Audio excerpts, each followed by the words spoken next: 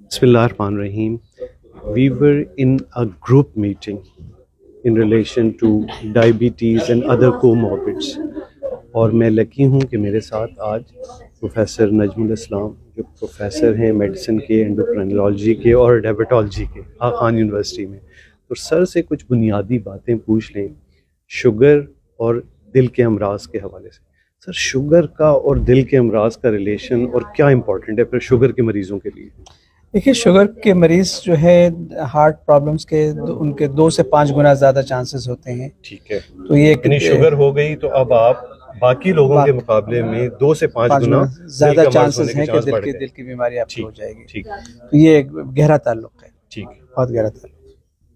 اور پھر سر کیا کریں اب ان کے لیے، کیا امپورٹنٹ؟ دیکھیے، ہم ڈائبٹیز کے پیشنٹ کو صرف ان کی شوگر نہیں مینیج کرتے ہیں بلکہ ان کی سارے رسک فیکٹرز جو کہ ہارٹ کی طرف جاتے ہیں وہ سب بھی مینیج کرتے ہیں. یا اگر اسموکنگ کر رہے ہیں تو اسموکنگ بند کراتے ہیں، ویٹ کو نارملائز کرنے کی کوشش کرتے ہیں، کہ لپڈس کو نارمل کرتے ہیں، اور ان کی ڈائبٹیز کو تو کنٹرول کرتے ہی کرتے ہیں.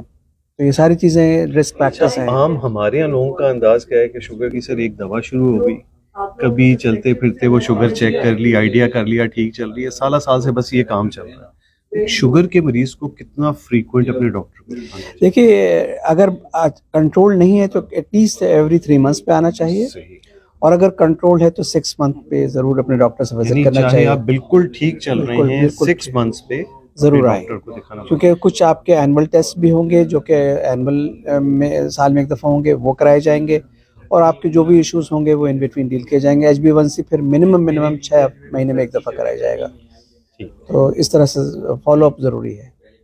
ٹھیک ہے سر، شکریہ سر، بہت شکریہ.